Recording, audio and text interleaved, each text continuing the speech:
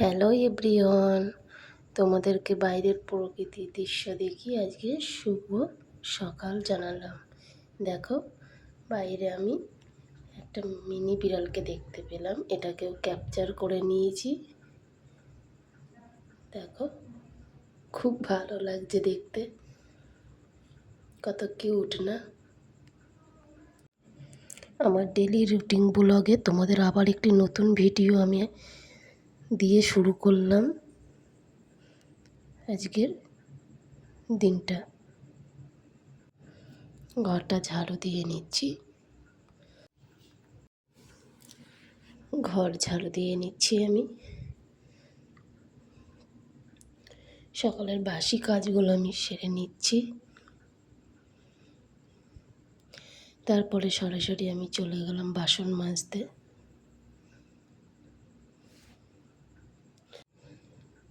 বাসনগুলো আমি মেজে নেব,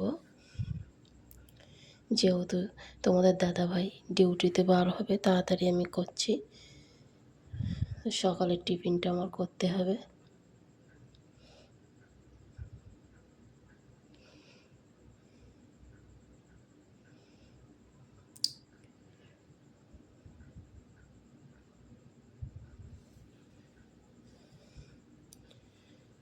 সকালে খেয়ে যাবে। আজকে ঘুম থেকে উঠতে একটু লেট হয়ে গেছে, ওই জন্য কাজগুলো তাড়াতাড়ি করতে হচ্ছে। অনেকটাই লেট হয়ে গেছে। চলো তোমরা দেখতে থাকো আমি কি কি কাজ করি আমার সারাদিন রুটিন ব্লগে। আমি বিছানাগুলো তুলে নেব, মশারিটা গুছিয়ে নিচ্ছি আমি।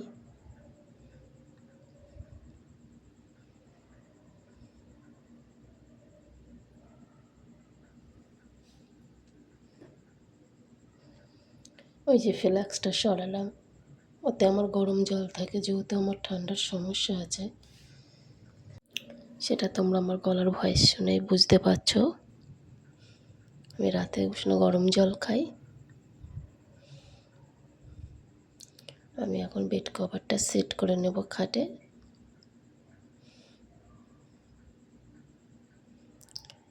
তারপরে বালিশের কভারগুলো পরিয়ে নিয়ে ওগুলোকে সেট করব।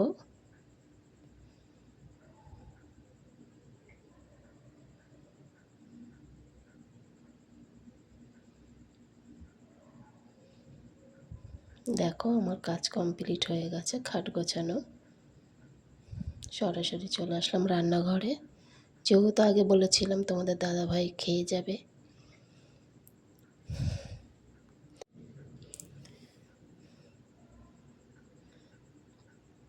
এখন আমি কড়াইতে তেল দেব, কড়াইটা গরম হলেই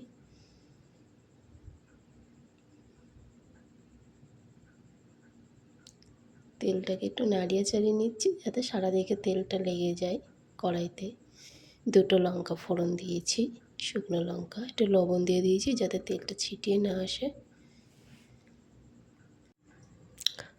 আলু ভাজা কুচিগুলো দিয়ে দিয়েছি, নুন হলুদ, যেমন কি সবাই আলু ভাজে তেমনই ভেজেছি। দেখো আমি তার প্লেটটাও সাজিয়ে দিয়েছি, মেয়েকেও দিয়ে দিয়েছি, সেটা স্কিপ হয়ে গেছে। আমি একটু পরে খাবো, এখন খাবো না। তোমাদের দাদাভাই আজকে রুই মাছ এনেছিল, সেটাই তোমাদেরকে দেখাচ্ছি। সেটা জল দিয়ে পরিষ্কার করে নেব এখন আমি।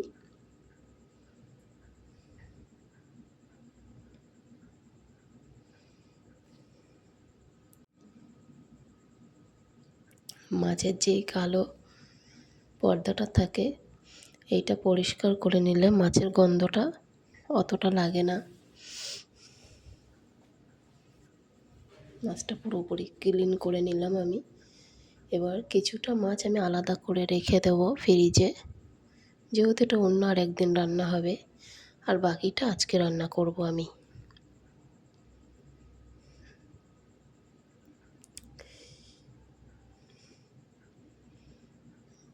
মাছগুলোতে আমি নুন হলুদ দিয়ে মাখিয়ে নেব।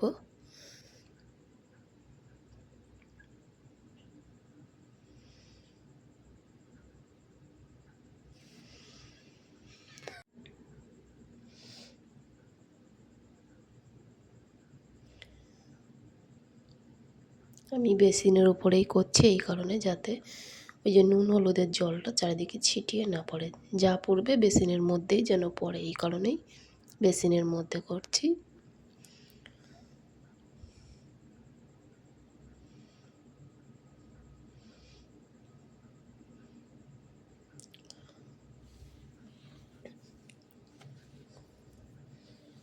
মাছ ধুয়েছি, মাছ হাতে তো গন্ধ হবেই, মাছের আঁশটে গন্ধ, কিন্তু আঁশটে গন্ধটা আমি সহ্য করতে পারি না, ওই জন্য আমি হাতে হ্যান্ড ওয়াশ দিয়ে ধুয়ে নিচ্ছি। আর এটা হয়তো অনেকেরই হয় আমার মতন, যে মাছের আঁশটে গন্ধটা সহ্য করতে পারে না।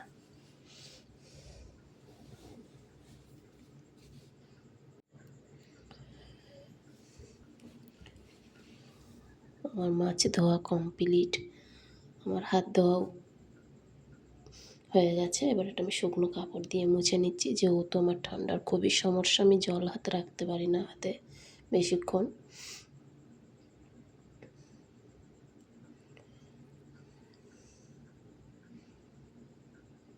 এবার সরাসরি আমি চলে আসলাম রান্না করতে। ওই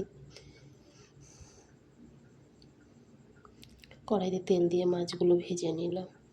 আর তোমাদের দাদাভাই কিছু আনাজ এনেছিল আজকে, কিছু টাটকা সবজি, চিচিঙ্গা, ভেন্ডি, আলু, পেঁয়াজ এগুলো এনেছিল, সেইগুলোকেই তোমাদেরকে দেখাচ্ছি আমি।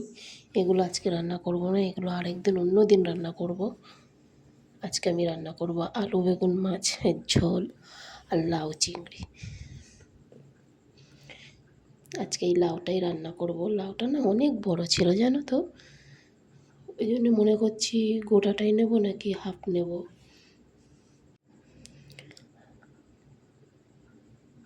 ভাবলাম মেয়ে তো অত খেতে চায় না, খাই। লাউটা জানো তো বন্ধুরা, যে লাউটা খুবই কচি ছিল, ওই জন্য লাউটা একটু বড় বড় করেই টুকরো করে নিচ্ছি।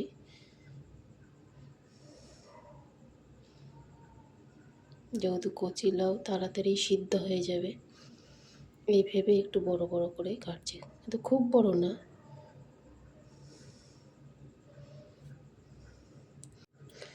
এবার একটু হাতের স্পিডটা আমি বাড়িয়ে দিয়েছি, যেহেতু রান্নাটা আমার লেট হয়ে যাবে। দেখে নিয়েছো আমি কি রান্না করেছি। মাছ আলু বেগুন দিয়ে রান্না করেছি আর লাউ চিংড়ি করেছি। তারপরে রান্নাবান্না সেরে আমি জামা কাপড় ভিজিয়ে বালতির মধ্যে রেখে এসেছি।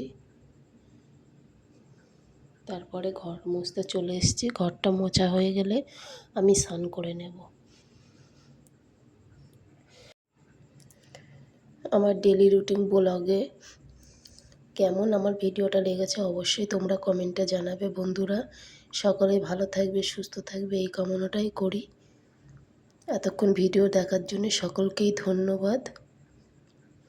আমি নতুন একজন ব্লগার, আমার পাশে থাকবে অবশ্যই, এই আশাটাই করি। সকলেই ভালো থাকবে, সুস্থ থাকবে, নিজেকে নিজের খেয়াল রাখবে। টাটা, বাই বাই বন্ধুরা।